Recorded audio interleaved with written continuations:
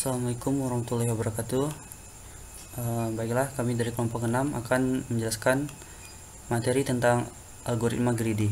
Sebelumnya, kami ada anggota antara lain yang pertama Akila Salsabila, yang kedua Esther Julin Laia, yang ketiga adalah ada saya Aristovs Diaksani, kemudian ada Hafiz Kurniawan, Rafli Ardi Pratama, dan yang terakhir Naufal Farel Ramadan.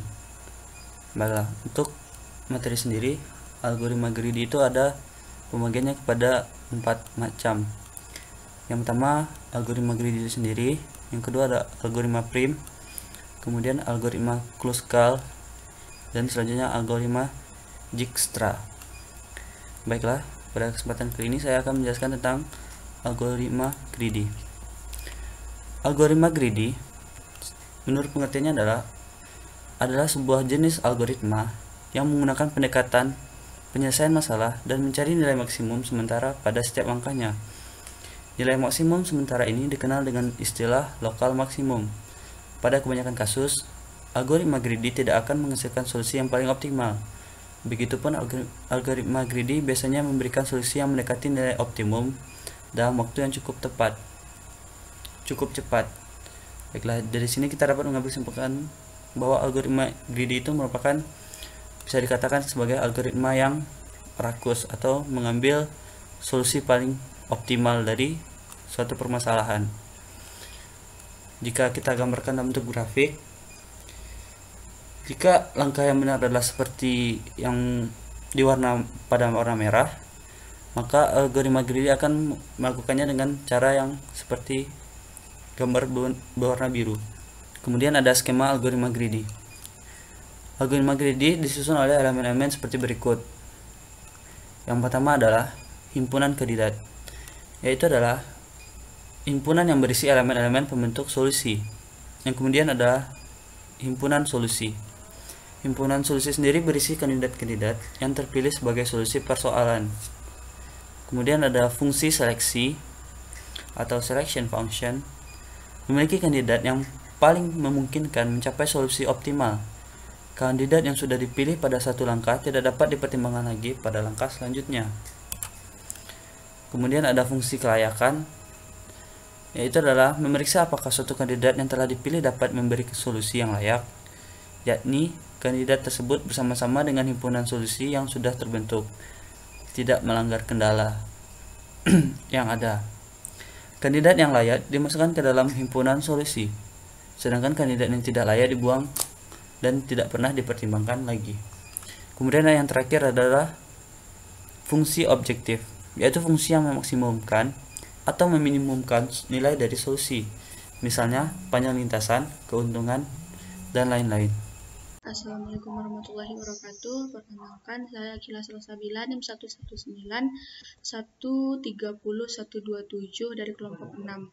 Baiklah, di sini saya akan melanjutkan penjelasan mengenai algoritma greedy. Yang pada bagian ini saya akan menjelaskan contoh dari penggunaan algoritma greedy. Misalkan diberikan uang senilai A, tukar A dengan koin-koin uang yang ada. Berapa jumlah minimum koin yang diperlukan untuk penukaran tersebut?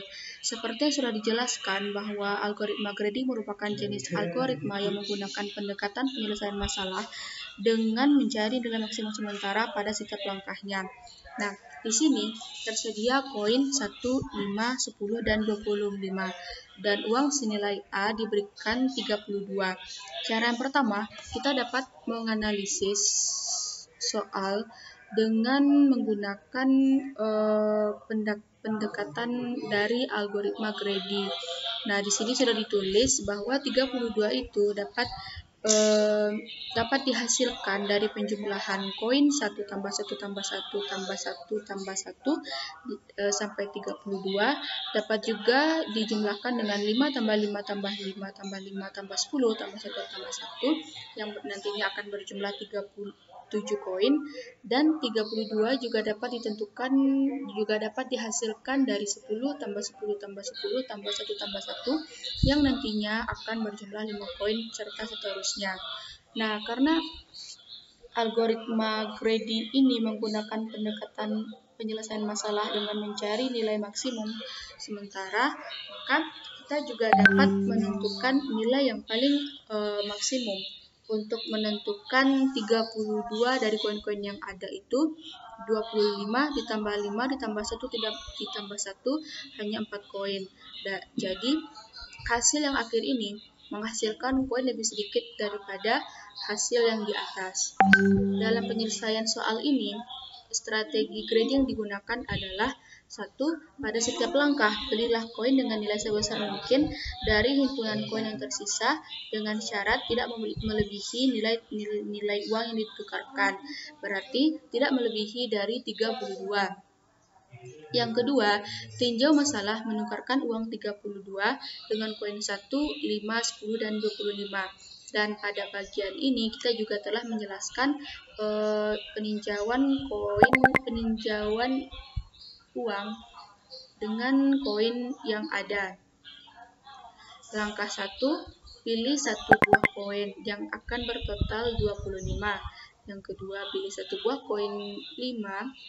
25 ditambah 5 sama dengan 30.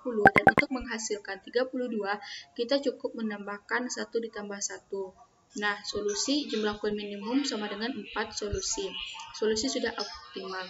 Pada setiap langkah di atas, kita memperoleh optimum lokal.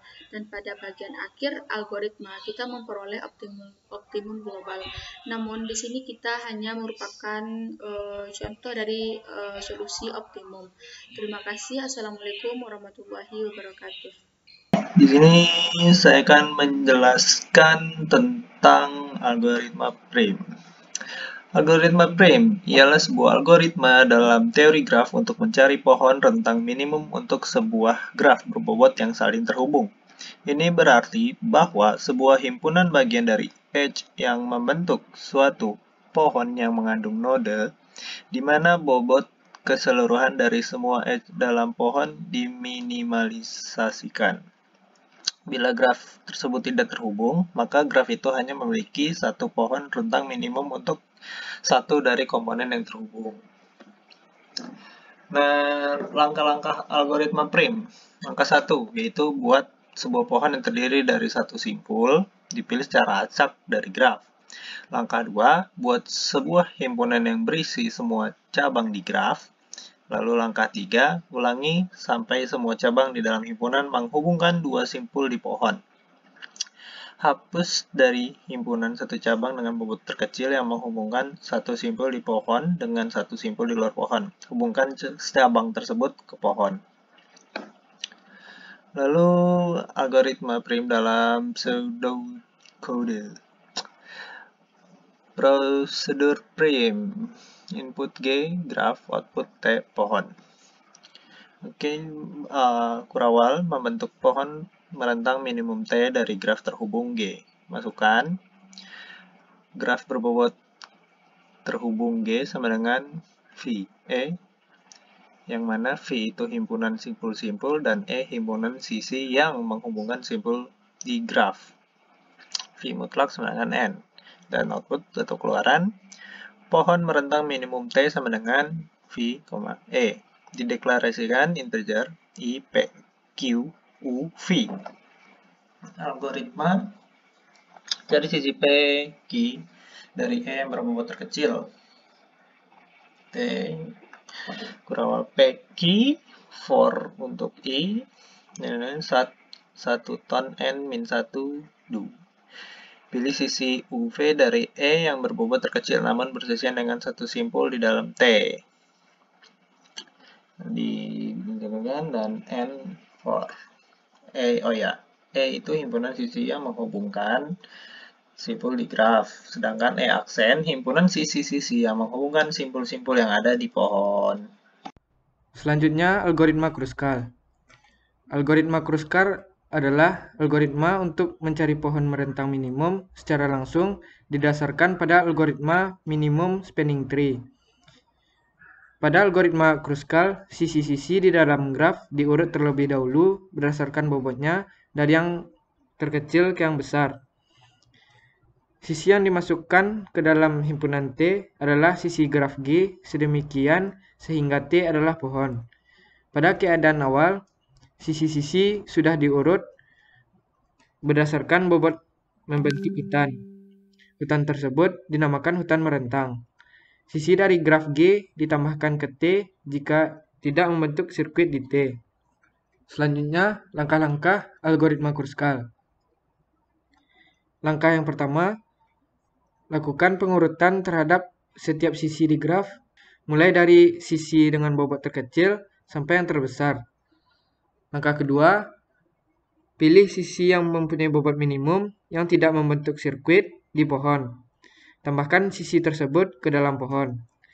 Langkah ketiga, ulangi langkah kedua sampai pohon merentang minimum terbentuk, yaitu ketika sisi di dalam pohon merentang minimum berjumlah n-1. N adalah jumlah simpul di graf. Selanjutnya, contoh algoritma Kruskal. Berdasarkan gambar di samping, dilakukan pengurutan sisi graf mulai dari sisi yang bobot terkecil sampai yang terbesar, dapat dilihat pada tabel. Algoritma Dijkstra. Algoritma Dijkstra merupakan algoritma lintasan terpendek yang paling terkenal. Algoritma ini diterapkan untuk mencari lintasan terpendek pada graf berarah. Algoritma Dijkstra menyelesaikan permasalahan jalur terpendek dengan sumber tunggal apabila semua simpul tidak negatif. Algoritma ini adalah algoritma greedy yang mirip dengan algoritma prim. Algoritma berawal dari simpul sumber S untuk membangun pohon T dan semua simpul dapat dicapai dari S. Nilai simpul dapat ditambahkan ke T, kemudian ditambah nilai simpul berikutnya dan begitu pun seterusnya.